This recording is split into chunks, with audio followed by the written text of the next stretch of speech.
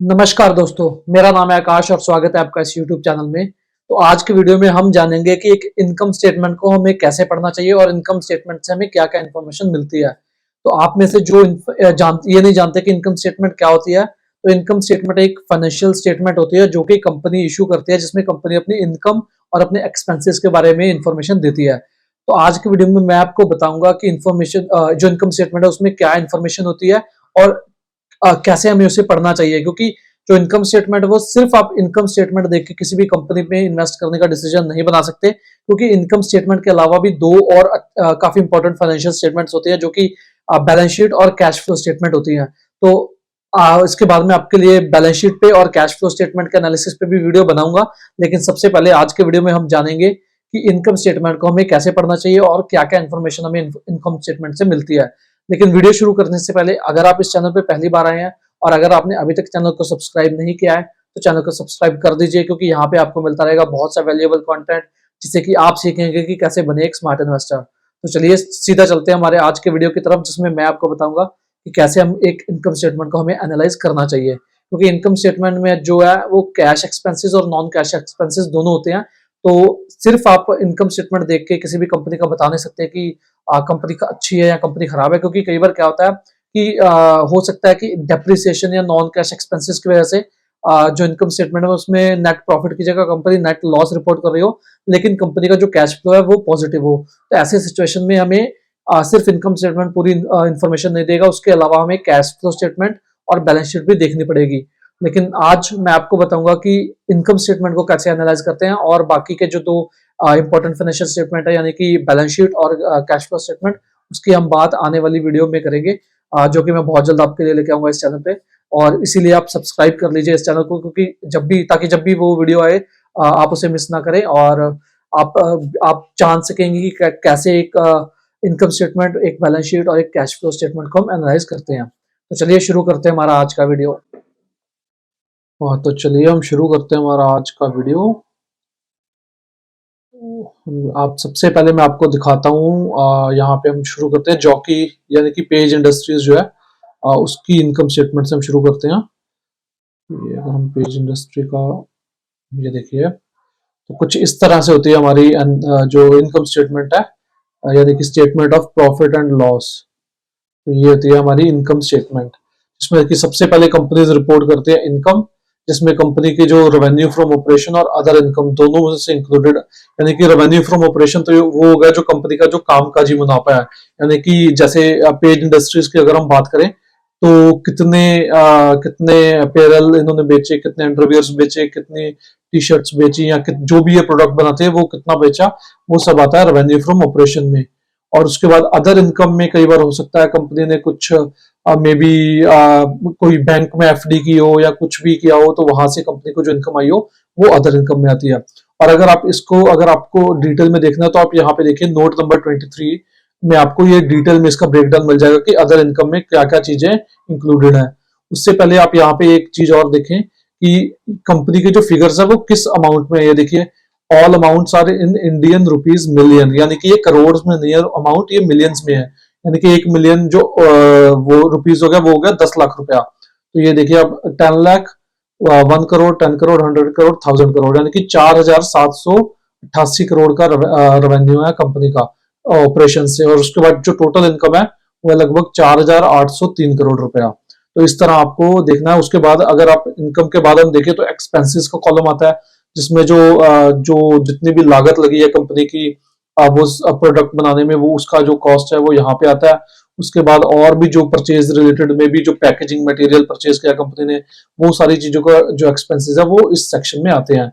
और साथ ही साथ ये देखिए आप फाइनेंस कॉस्ट, जो इंटरेस्ट एक्सपेंस आप बोल सकते हैं उसे। उसके बाद डेप्रिसिएशन और एमोर्टाइजेशन जो कॉस्ट होती है, ये एक नॉन कैश एक्सपेंस होता है, यानी कि कंपनी ने अगर एक बार फैक्ट्री सेटअप कर लिया है, उसको फिर धीरे धीरे उसकी जो वैल्यू है वो धीरे धीरे कम होती रहती है, वो यहाँ पे डेप्रिशिएट होती है। यानी कि जितना भी डेप्रिसिएशन में अमाउंट होता है वो कैश एक्सपेंस नहीं होता, लेकिन वो नॉन कैश एक्सपेंस होता है, क्योंकि कंपनी ने एक बार एसेट बना लिया लेकिन उसकी जो वैल्यू है वो धीरे धीरे कम होती रहती है। वहीं जो एमोर्टाइजेशन है उसका मतलब ये होता है कि जैसे सपोज पेज इंडस्ट्री ने किसी कंपनी को एक्वायर किया और जो उस कंपनी है उसकी बुक वैल्यू थी 100 करोड़ रुपए, लेकिन उसे एक्वायर किया 150 करोड़ में। तो जो 50 करोड़ है वो एमोर्टाइजेशन में आएगा, यानी कि वो गुडविल है, उसको धीरे धीरे कंपनी एमोर्टाइज करेगी, उसकी जितना भी मे बी 30 साल के लिए 40 साल के लिए जितना भी टाइम पीरियड होगा उसके लिए एमोर्टाइज करेगी। लेकिन उसमें वो भी जो है वो नॉन कैश एक्सपेंस है। लेकिन कई बार जो एमोर्टाइजेशन एक्सपेंस है वो एक अच्छे के लिए होता है। सपोज कंपनी ने एक बहुत अच्छी कंपनी एक्वायर किया जिसकी जो ब्रांड वैल्यू है वो दिन ब दिन बढ़ रही है, तो ये जो एमोर्टाइजेशन एक्सपेंस है ये कोई मायने ज्यादा रखता नहीं है। लेकिन जो डेप्रिसिएशन एक्सपेंस है वो एक तरीके का रियल एक्सपेंस है, क्योंकि उसमें कंपनी ने खर्चा किया है और उसके बाद जो कंपनी का जो जैसे सपोज कंपनी की जो फैक्ट्री है उसकी जो एक वैल्यू है वो एक टाइम पीरियड के बाद खत्म हो जाएगी, तो वो धीरे धीरे कंपनी उसको डेप्रिशिएट करती रहती है। तो ये दो जो एक्सपेंस है ये हमेशा नॉन कैश एक्सपेंस होता है। उसके बाद फिर ये देखिए एम्प्लॉय बेनिफिट एक्सपेंस है, जो इसमें कंपनी ने जितने भी वेजेस प्रोवाइड किए हैं या कंपनी के जो वर्कर्स हैं उनका इंश्योरेंस और सब कुछ वो इंक्लूड होता है। तो अगर हम आप सपोज इसको एक छोटी सी दुकान के एग्जांपल से समझते हैं, जैसे कि सपोज आप एक किराना स्टोर है, उसका जो भी सामान वगैरह बेच के आपके पास जो कमाई आ रही है वो आपका हो गया रेवेन्यू फ्रॉम ऑपरेशंस। जो भी आपने सौदा बेचा उसका जो भी रेवेन्यू वहां से आया वो होगा रेवेन्यू फ्रॉम ऑपरेशंस। उसके बाद अदर इनकम में वो होगा सपोज आपने वहां से जो आपकी टिल है या गल्ला है उससे पैसा निकाल के बैंक में डिपॉजिट किया है वो शॉप के नाम पे, तो उससे जितना भी इंटरेस्ट आएगा वो आपका अदर एक्सपेंसेस में आ जाएगा, सॉरी अदर इनकम में आ जाएगा। उसके बाद एक्सपेंसेस में हम देखें तो कॉस्ट ऑफ जितने भी का भी सामान खरीदा है आपने जो बेचा है उसका जो कॉस्ट था, जैसे सपोज आपने 100 रुपए की चीज खरीदी उसको 120 में बेचा, तो जो 100 रुपया कॉस्ट है वो इस सेक्शन में आएगा और जो 120 रुपए टोटल है वो रेवेन्यू फ्रॉम ऑपरेशंस में आएगा। इसी तरह और भी जो आपने पॉलिथीन लिफाफे खरीदे या शॉप के लिए कोई फर्नीचर खरीदा उसको आप डेप्रिशिएट करेंगे धीरे धीरे, वो डेप्रिसिएशन एक्सपेंसेस में आ जाएगा। साथ ही साथ अगर आपने शॉप पे किसी को काम पे रखा है सामान दिखाने के लिए वो एम्प्लॉय बेनिफिट एक्सपेंस में आ जाएगा। तो इसी तरह कंपनी का भी ऐसे होता है। और सपोज उसके बाद आपने उस शॉप को रेनोवेट करने के लिए सपोज आपने लोन लिया, उसका जो भी इंटरेस्ट चार्जेस होगा जो भी पेमेंट होगा वो फाइनेंस कॉस्ट में आ जाएगा।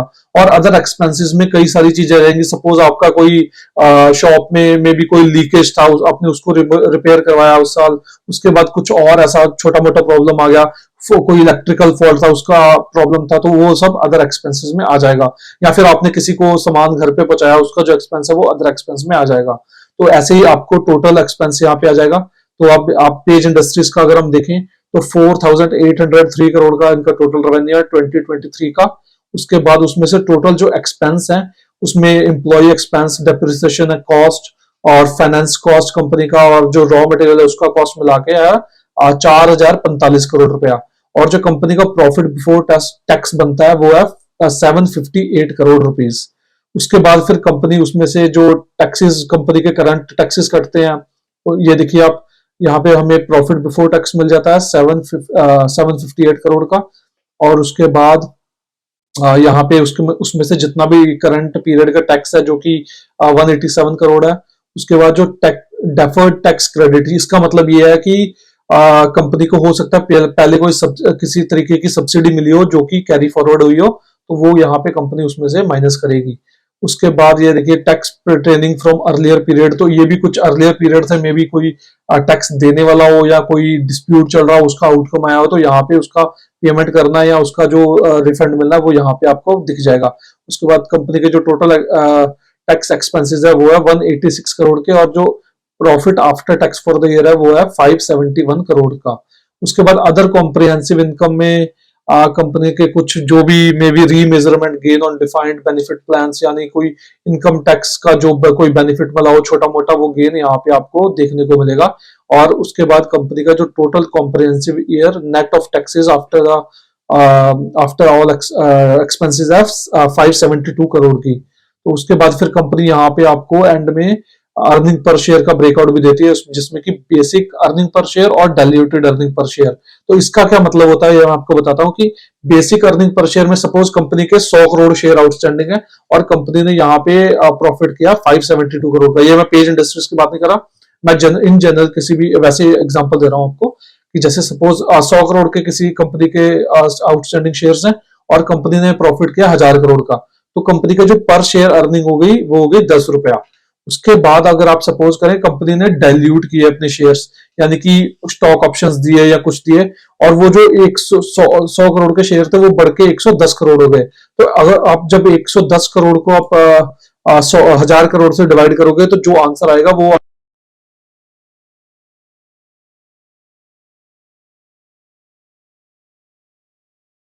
अर्निंग पर शेयर और बेसिक अर्निंग पर शेयर जब सेम होती है उसका मतलब ये होता है कि कंपनी ने नए शेयर्स इश्यू नहीं किए, यानी कि कंपनी के जितने शेयर्स हैं उतने ही आउटस्टैंडिंग हैं। तो जैसे आप पेज इंडस्ट्रीज के केस में देखें, आप 500 यानी कि 51.2 रुपीज और सॉरी 512 रुपीज का पर शेयर अर्निंग है, डायल्यूटेड भी और बेसिक भी।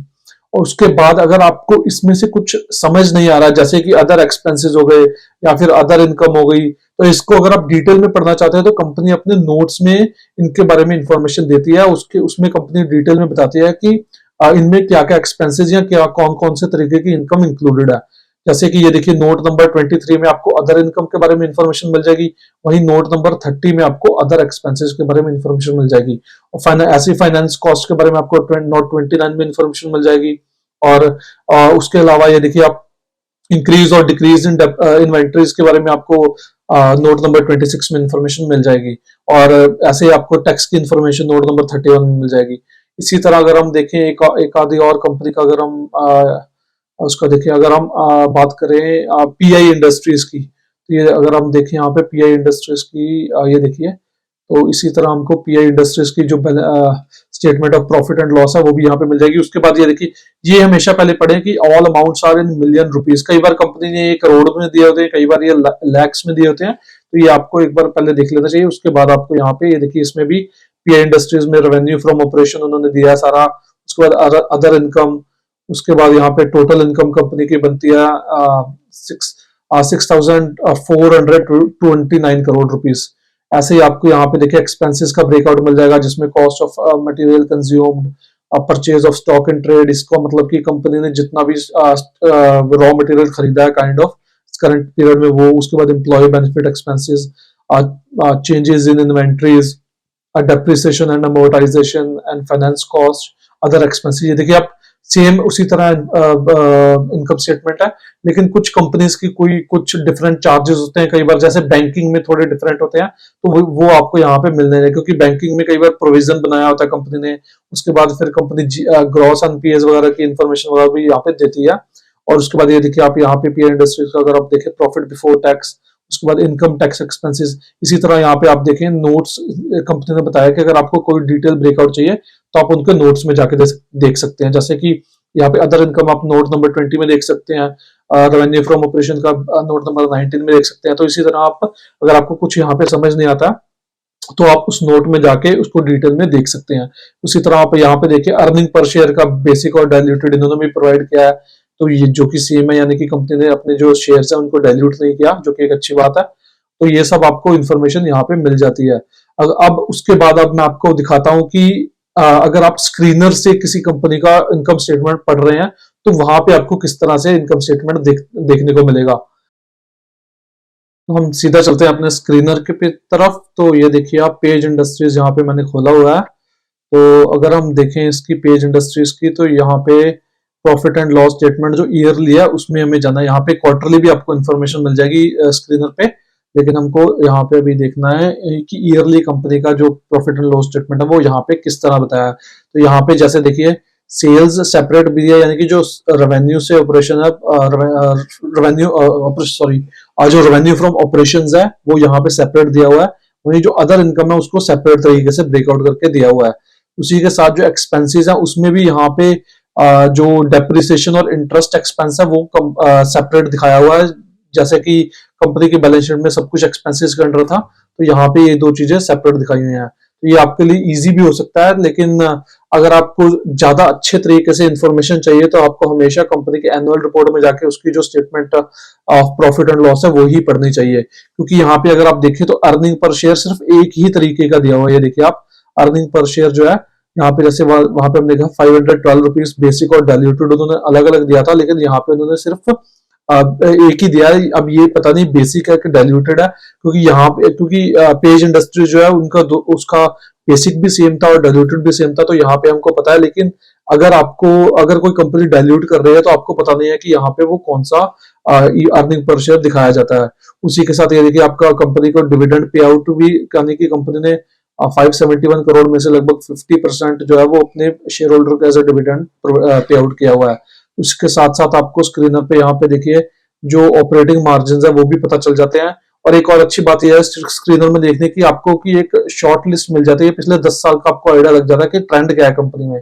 जैसे कि अगर आप पेज इंडस्ट्रीज का देखें तो 700 करोड़ से बढ़ के जो इसका रेवेन्यू सेल्स है वो लगभग लगभग 4700 करोड़ की हो गई है, यानी कि लगभग लगभग 7 गुना सेल कर लिया इन्होंने पिछले 10 सालों में। तो ये अच्छा एक साइन है। तो इस तरह आपको यहाँ पे देखने को मिलेगा। उसके बाद ये देखिए आपको डेप्रिसिएशन और इंटरेस्ट एक्सपेंस सेपरेट देखने को मिलेगा। और उसके बाद आपको प्रॉफिट बिफोर टैक्स और जो टैक्स रेट है यहाँ पे, और प्रॉफिट आफ्टर टैक्स यहाँ पे सब कुछ देखने को मिल जाता है। उसके बाद ये देखिए आप अगर आप इस पे जूम करेंगे तो आपको और भी इंफॉर्मेशन मिल जाएगी। प्रॉफिट फॉर पीई, और ये देखिए तो ये सब कुछ सेम है, मतलब ये आपको नेट प्रॉफिट मोटा मोटा यहाँ पे मिल जाता है। लेकिन सिर्फ इनकम स्टेटमेंट देख के किसी भी कंपनी में इन्वेस्ट करने का डिसीजन हमें नहीं बनाना चाहिए, क्योंकि कई बार क्या होता है कि टेम्पररी रीजंस की वजह से इनकम स्टेटमेंट जो है वो डिप्रेस दिखता है। यानी कि कंपनी ने हो सकता है कोई बड़ा केपेक्स किया हो, उसकी वजह से ये जो नॉन कैश एक्सपेंस यानी कि जो डेप्रिसिएशन है वो काफी ज्यादा बढ़ जाए, और जो प्रॉफिट बिफोर टैक्स है वो भी नेगेटिव में हो, और जो प्रॉफिट आफ्टर टैक्स है नेट प्रॉफिट वो भी नेगेटिव में हो। तो हमको सिर्फ इनकम स्टेटमेंट देख के किसी भी कंपनी में इन्वेस्ट करने का डिसीजन नहीं बनाना चाहिए। और इसका मैं आपको दिखाता भी हूँ कि क्या होता है इसमें। तो एक कंपनी है प्रीकॉल, जो कि काफी छोटे मार्केट कैप पे है। ये कोई रिकमेंडेशन नहीं है आपके लिए, लेकिन ये सिर्फ स्टडी पर्पस के लिए मैं आपको दिखा रहा हूँ कि अगर हम प्रीकॉल का देखें तो ये उनका जो है ये उनका प्रॉफिट एंड लॉस स्टेटमेंट है, तो था 2017 से लेके 2023 तक का। तो अगर आप देखें कि 2017 में कंपनी ने 1470-80 करोड़ की लगभग सेल रिपोर्ट की थी, और साथ ही साथ 9 करोड़ का प्रॉफिट दिया था। लेकिन 2018 आते आते 1350 करोड़ की सेल रह गई, और वही जो प्रॉफिट है वो -50 करोड़ का हो गया। लेकिन आप नॉन कैश एक्सपेंस यहाँ पे देखें वो 74 करोड़ का है। उसके बाद अगर आप 2019 में देखें तो इसमें तो ऑपरेटिंग लेवल पे कंपनी ने लॉस दिखाया था, तो इसमें कोई और प्रॉब्लम हुई होगी, मे बी मटेरियल कॉस्ट बढ़ गया होगा कुछ भी। लेकिन कंपनी ने जो टोटल लॉस था वो लगभग 174 करोड़ का था। वहीं 2020 में कंपनी का जो टोटल लॉस था वो लगभग 99 करोड़ का था। तो अगर आप इन तीनों सालों में हम अब कंपनी का देखते हैं कि कंपनी का जो कैश फ्लो फ्रॉम ऑपरेशन है वो कैसा है।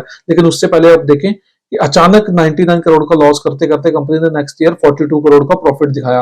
उसके बाद कंपनी का 51 करोड़ का प्रॉफिट हुआ, फिर 125 करोड़ का, और करंटली 136 करोड़ का प्रॉफिट पे कंपनी बैठी हुई है। अब इन 3 सालों का हम कैश फ्लो फ्रॉम ऑपरेशंस देखते हैं, यानी कि जो कंपनी के कामकाजी है वहां से कितना कैश आया, कंपनी का जो कामकाज है मेन।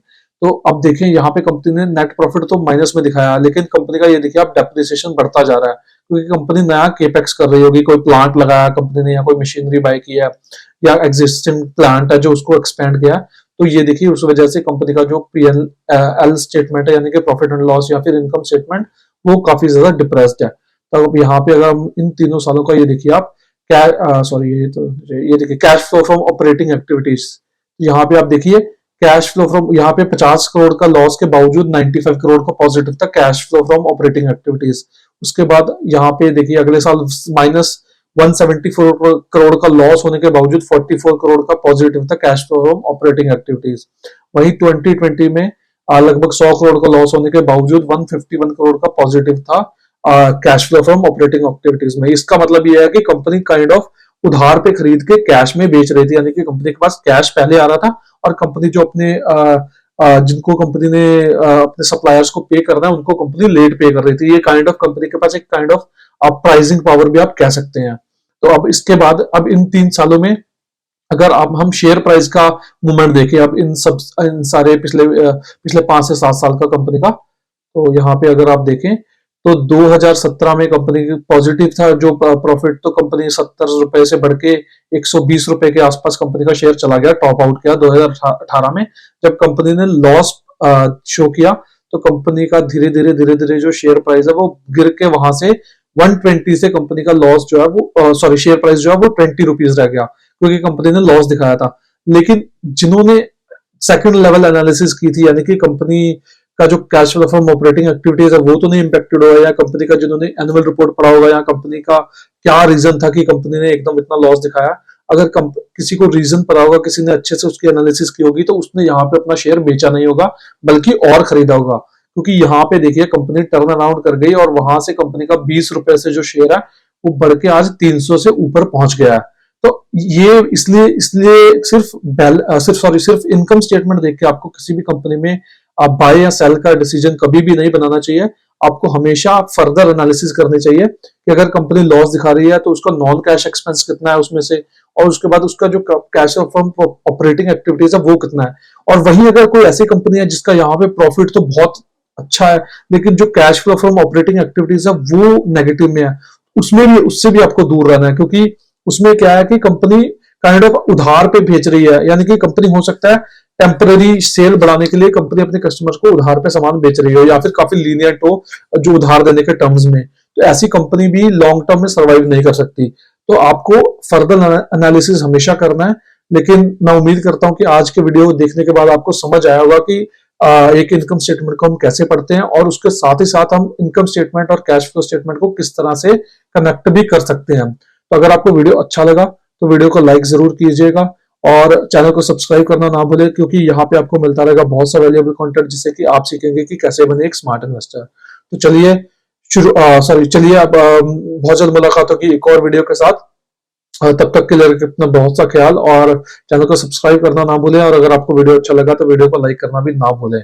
और साथ ही साथ मैं आपके लिए बैलेंस शीट और कैश फ्लो का एनालिसिस भी बहुत जल्द लेके आऊंगा इस चैनल पे, तो चैनल को सब्सक्राइब कर दीजिए। और अपना कीमती समय देने के लिए बहुत बहुत धन्यवाद। बहुत जल्द मुलाकात होगी एक और ऐसे ही बेहतरीन वीडियो के साथ। तब तक के लिए रखें अपना बहुत सा ख्याल। धन्यवाद।